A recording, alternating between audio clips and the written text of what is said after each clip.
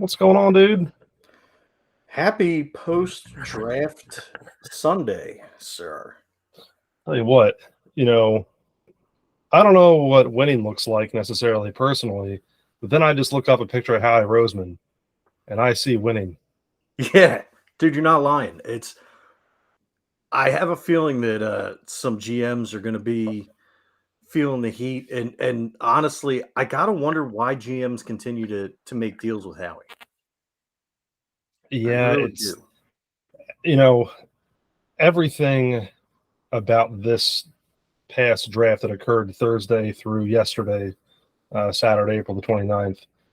I mean, and we'll even get into some of the undrafted free agent signings. There is very little not to love about this entire thing. I mean, my goodness, the Eagles cleaned up and in the process kind of made other teams look silly. Yeah, It absolutely ridiculous. And I mean, let's just start right off the top here. My goodness, they trade up. They originally had the number 10 pick in this draft. I'll say originally it was through a series of moves, wasn't right. their actual pick. But they had the number 10 pick moving into Thursday. You and I had speculated on the last Steve Jeltz that there was going to be obviously some movement with trades, whatever. That happens every draft. That's not like not like we're Nostradamus here. That was just bound to happen. Right.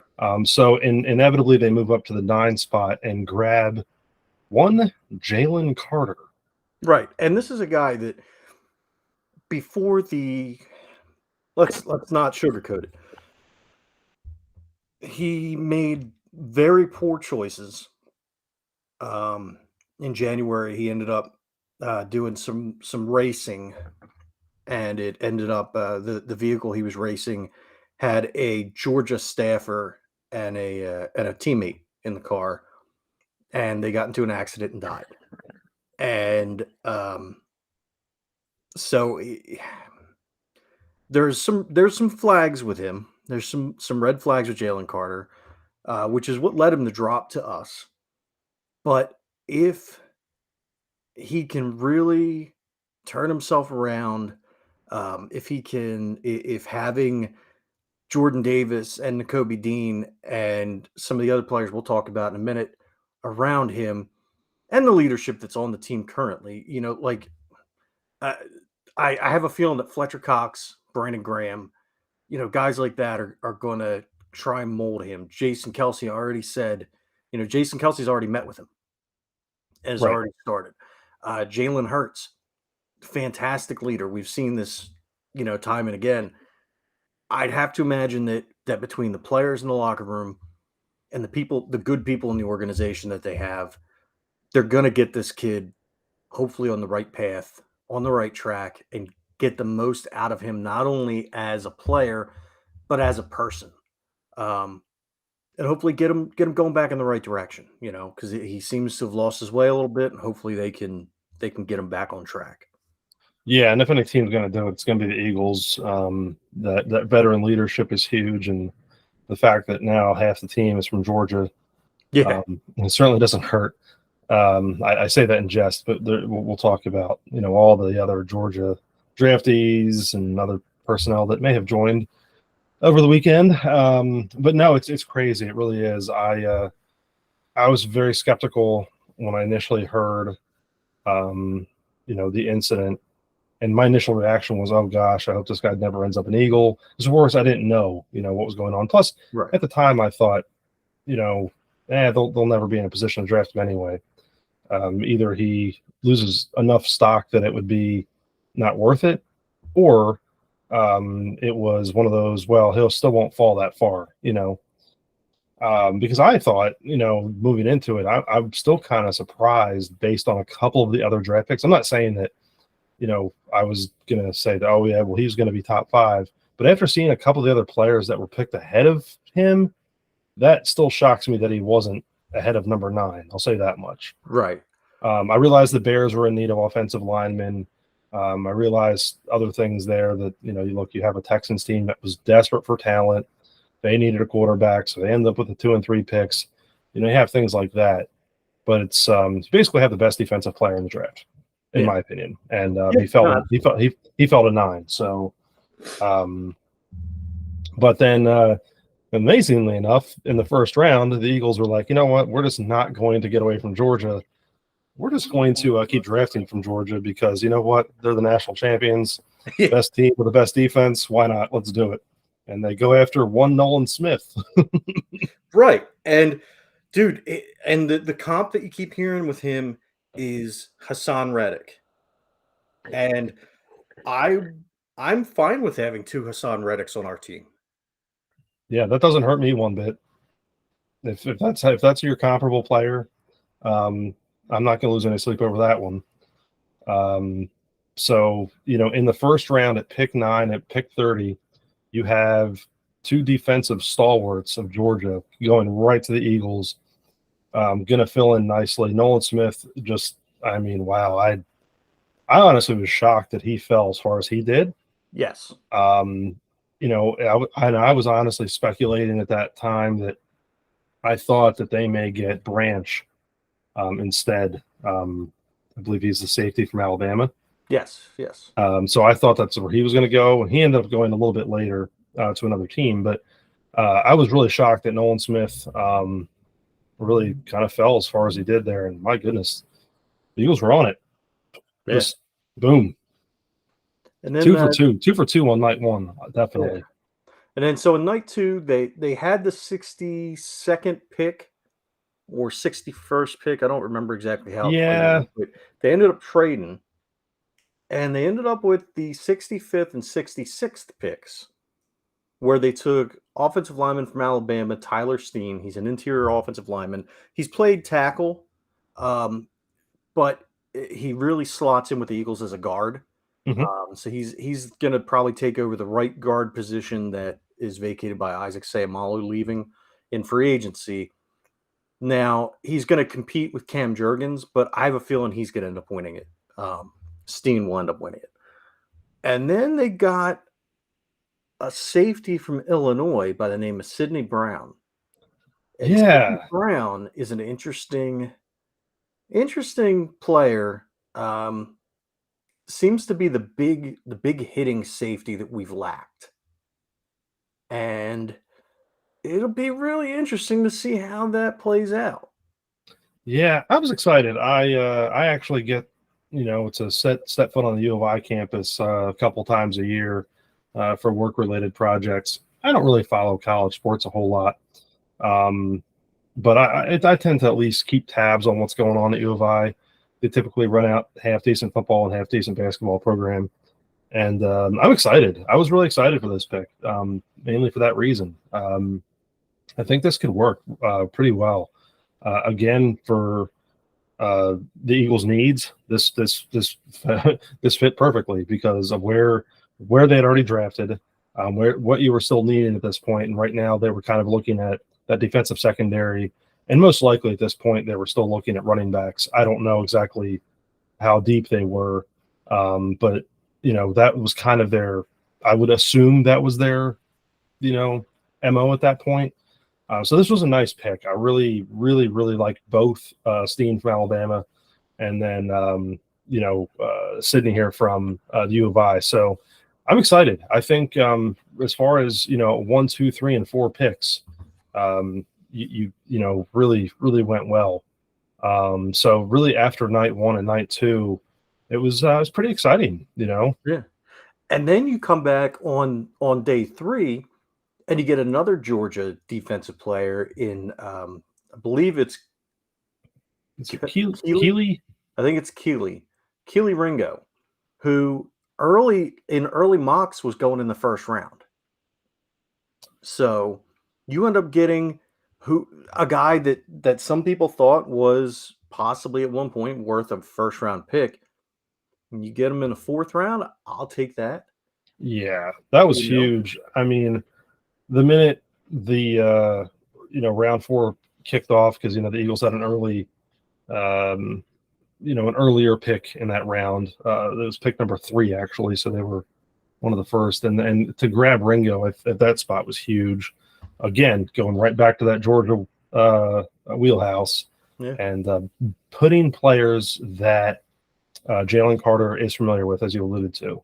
So now you have all this talent around him, and not the players that you had already mentioned from the years prior drafts. So you have all this people in around him that went to Georgia. And then in between the fourth and the sixth rounds, the Eagles were like, you know what? There's somebody out there named Mr. DeAndre Swift. What's that? Oh, it is Swift. Oh, yeah, that's right. They saw he was available. Howie jumped all over that one. And my goodness, that trade was ridiculous. They basically ended up swapping draft picks, ended up with Mr. Swift, and then just I think putting a fourth rounder in 2025 on that one. That's it. That's it. Oh man, I was so excited when that came through. And DeAndre Swift is a Philly boy. Went to St. Joe's Prep. St. Joe's Prep. And then where did he go to college again? And he went to Georgia. That's right. That's right. Yeah, he went to Georgia. So, dude, and we'll get into there's a couple things we need to talk about with that. And we'll get into that in a minute. I want to finish out the draft because I feel like they finished out pretty strong. Yeah, exactly. So that draft occurred though between rounds 4 and 6. It was between the Ringo and then the next player that I'll let you jump into, but that's where that occurred.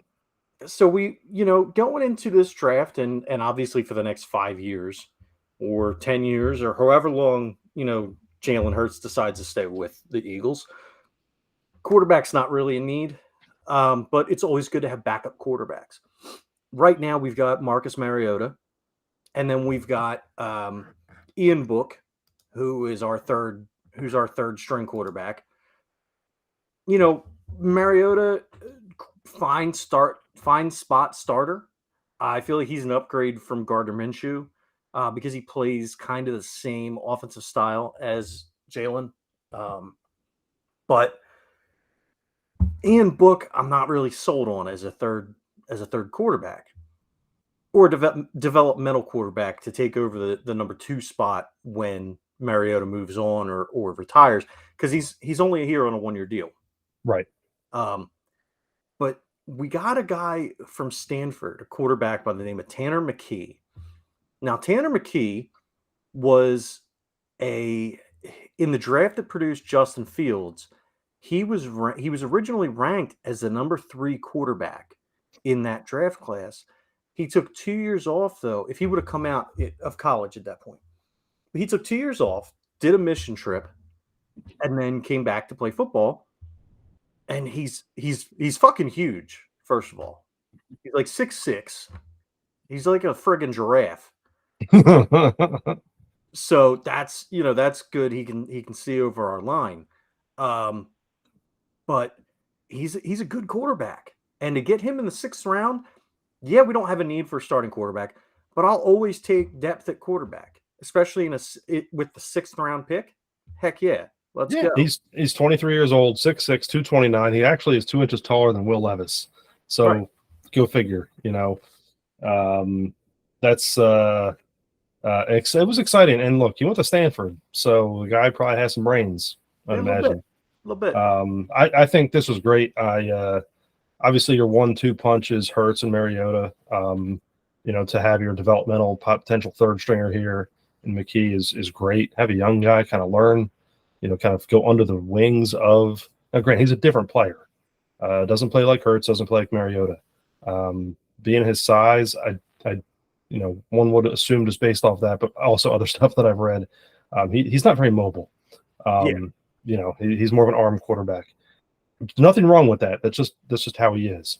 Right. But to still be able to learn under players that now with Hurts has played at high leverage, meaningful games would be amazing. The other thing though too is I think if anything has taught us is that it's not bad to have multiple quarterbacks, as the San Francisco 49ers proved last year. Yeah. I mean, they were down to their fourth string and then had to basically go to Christian McCaffrey in the playoff game against us. Right. So, and that rule has changed for the playoffs. Yeah, isn't that wild? So that's a nice little 6th round pick. Again, I'm not anticipating much. Hurts making his $250 million, and you're gonna obviously hope that everything just flushes out nicely there. And who knows? McKee just may end up as a good backup at some point. And I think that's what you never want to aspire to be the backup, but look, that position makes a lot of money Yeah. for certain people in the NFL. So Hell, you want to sign me to be a backup quarterback in the NFL? Fuck yeah, let's go. yeah, let's Let's do it. go. I'll take that. I'll hold a clipboard for what's the veteran minimum now? Oh boy, I It's like don't know. 860 some thousand a year. Let's do it, Uh, man. is it that high? Yeah. My goodness. Oh, you No, know I mean, what? Once a player hits 4 years in the league now, it's 900 grand. dude, let's go. I'll do 900. it. Dude, I'll take the rookie minimum. If a player kicked off his rookie season a couple of years ago, 660 grand. Okay. Again, let's go. I'm with it. Oh Let me man, play 2 years. I'm set. that's it. Oh, 2 years. I'll do it. I'll go. Just guarantee um, my contract. exactly. So Eagles had one more draft pick, and it was very close to the tail end of the 7th round or the end of the draft. There was a lot of compensation picks beyond what the Eagles had at pick 32 in round 7. But I don't want to butcher this guy's name, so I hope the guy do know how to pronounce it.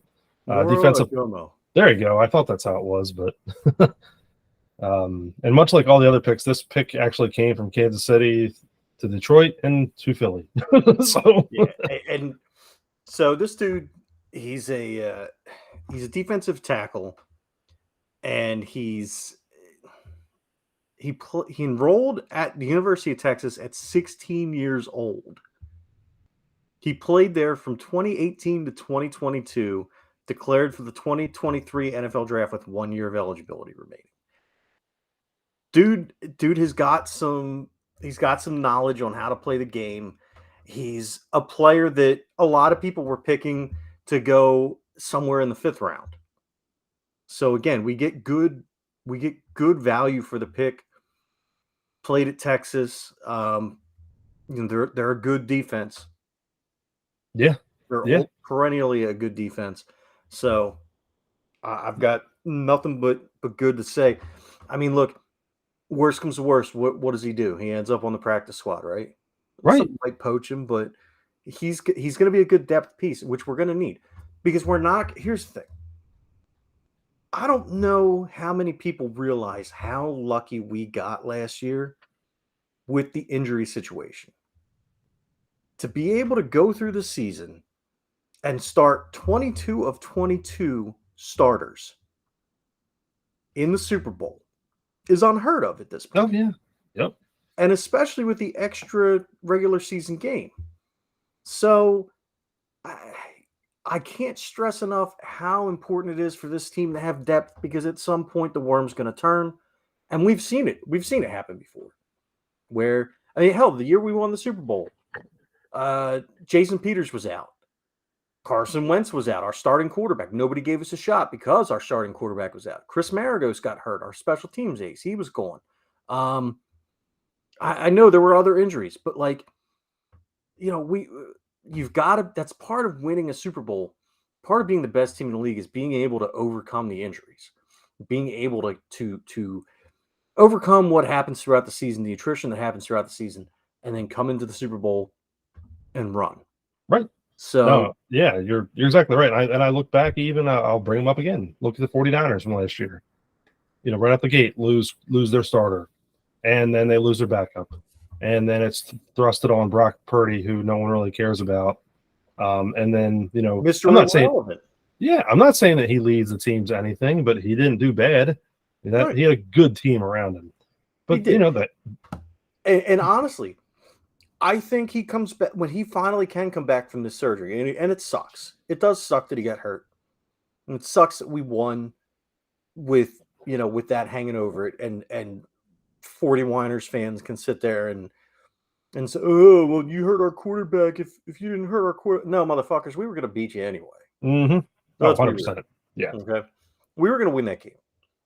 But, yes, it probably would have been closer had you had a quarterback that could throw the ball. That said, you've got to – they showed, it can make or break a season. Your depth can make or break a season. Hopefully, 100%. Hopefully we don't have to worry about that this year, but you do always have to prepare for it. So, okay. So, look, the Eagles, if you're going to grade out their draft from night one to the final pick of theirs being Moro Jomo, what would you give them as a report card grade? So, it's hard for me to grade fairly when it comes to them because I don't want to be a homer. But I'm going to put it this way to you.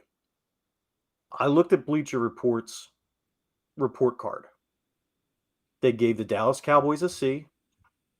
They gave the New York Giants a C+. They gave the Washington Capitals, the Washington Commanders, a C-.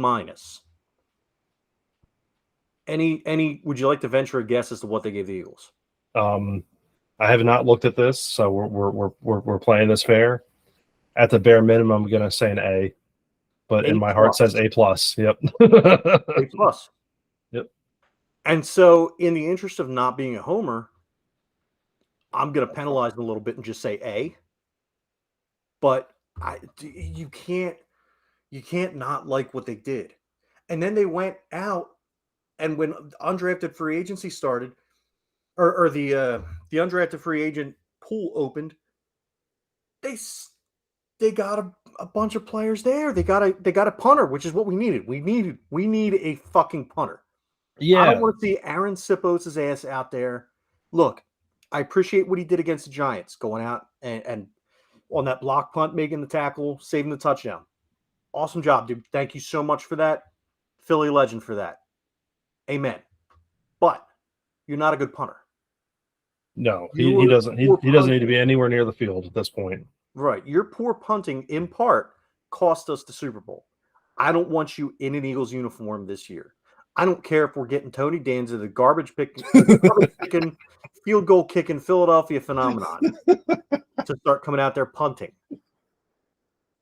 I don't want Aaron Sipos. Get Sean Landetta out of the nursing home and bring him out and let him punt. Bring Randall Cunningham back. Randall Cunningham punted, what was it, a 90-yard punt once? Yes, he did. Yes, he did. Why not? Dude, anybody.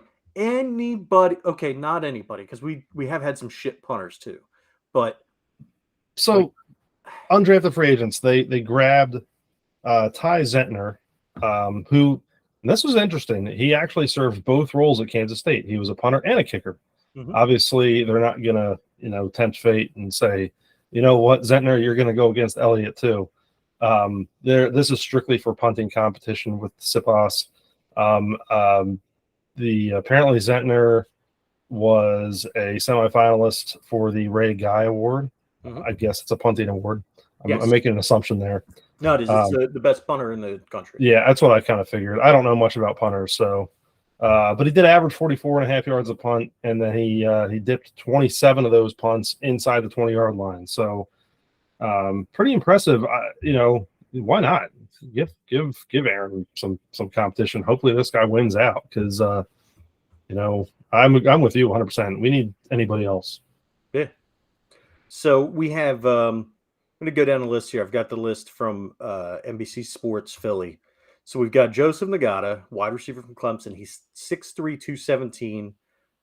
Best year was in 2022. He had 41 catches for 526 yards, 2 touchdowns. We got Zentner, like we said. This one intrigues me a lot. Trevor Reed, offensive lineman from Louisville.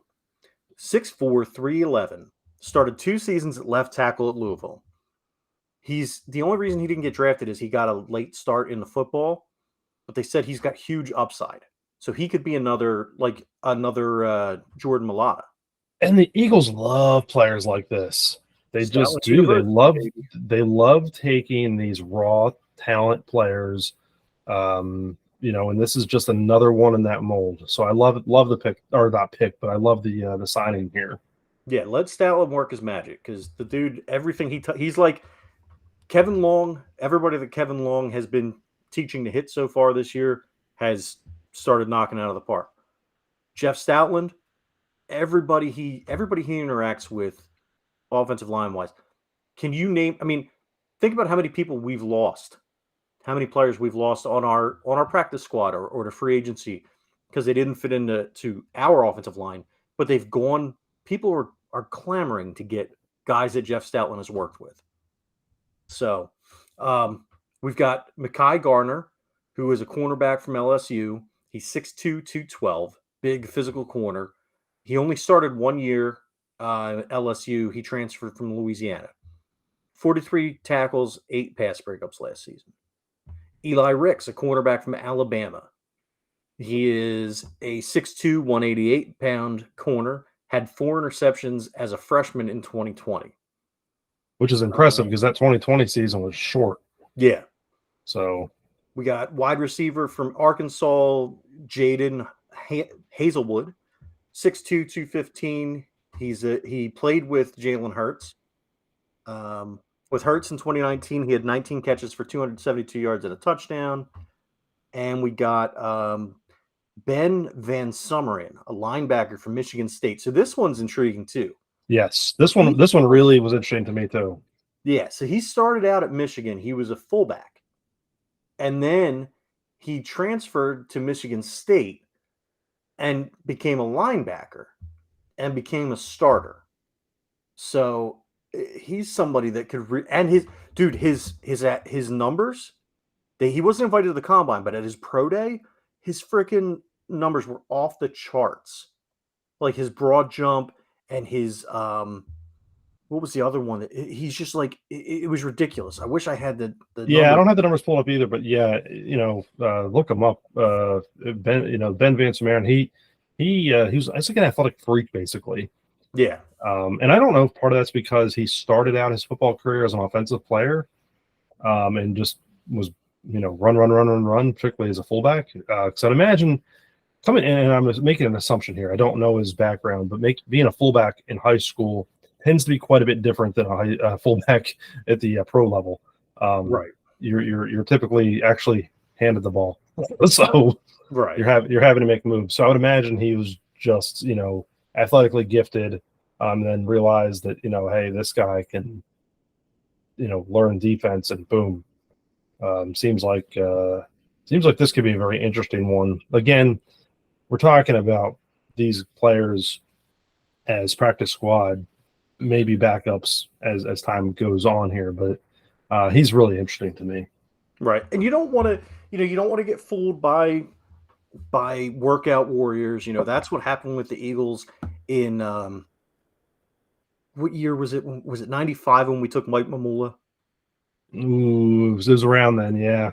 And he was just the reason we took him was because we took him in the first round when he wasn't supposed to be a first round pick, based on his workout numbers, because his workout numbers were off the charts, and the Eagles were like, holy shit. Yeah, it was 95, by the way. 95. Yeah. Okay. Now to piggyback off of that real quick. So Daniel Jeremiah, who's an NFL analyst, gave his best value picks in each round of the draft. The Eagles had 2 of them. So out of the 7 rounds of the draft, the 2 that the Eagles got were the first round with Nolan Smith. He had him going 13. And then the guy we talked about not too long ago, Moro Ojomo, who he had going at 111, and we got him at 249. So yeah, that's pretty awesome. That is pretty awesome. It's really interesting. And if you look, it's funny because you can see like a couple players. We talked about running back. Obviously, the guy that I wanted in the first round more than anything was Bijan Robinson. Hell, I traded up to draft him in Madden because I imported a draft class, and I was like, fuck it, I want Bijan Robinson. So I traded up and got him. But we got a great pick with Carter. After Robinson, there was no running backs that I could see going until like the middle of the second, maybe the end of the first, depending on what the Eagles wanted to do. And that was Jahmyr Gibbs. Jahmyr Gibbs goes, I believe, 12 12, to right. Detroit. He went 12.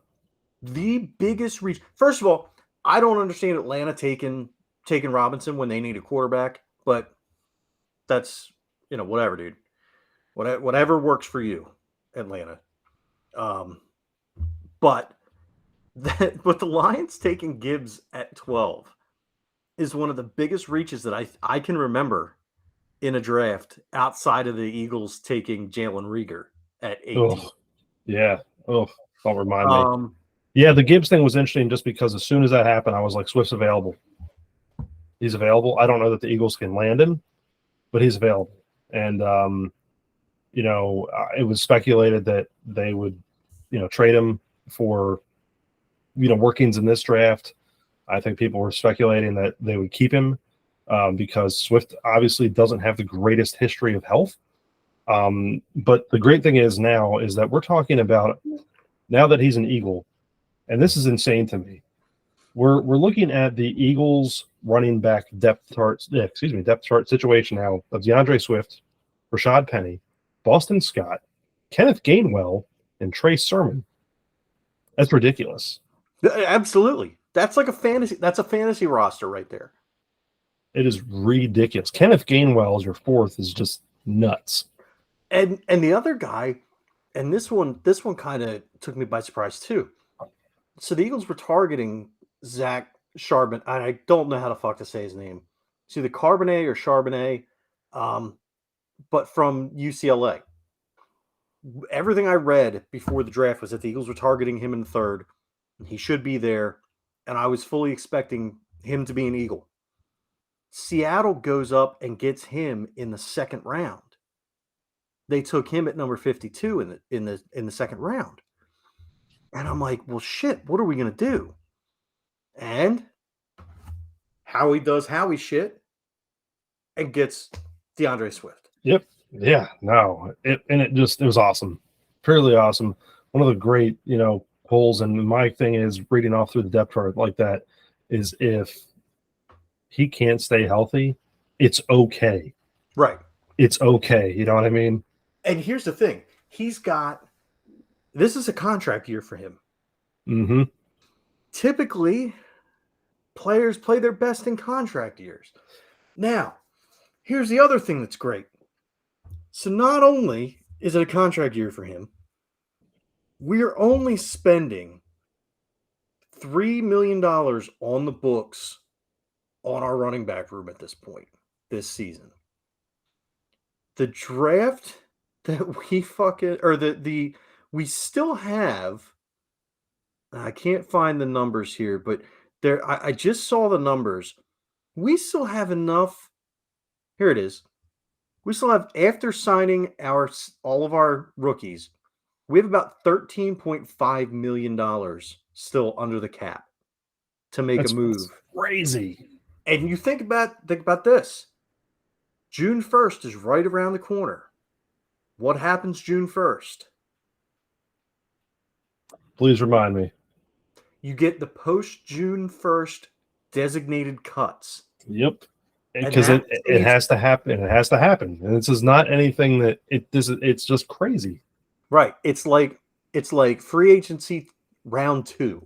Yep. So you've got all this money that's sitting there that now obviously you don't want to spend it. You want to save it because whatever you don't spend this year rolls over to the cap next year, and you're going to need it in years going forward because we've got, we do have a lot of, we've got Jalen's contract getting ready to start up. We got a lot of stuff. So it's just one of those things where we're going to have to be wise about it. But if we need to, we can add. So yeah, 100%. No, it's exciting. What a draft.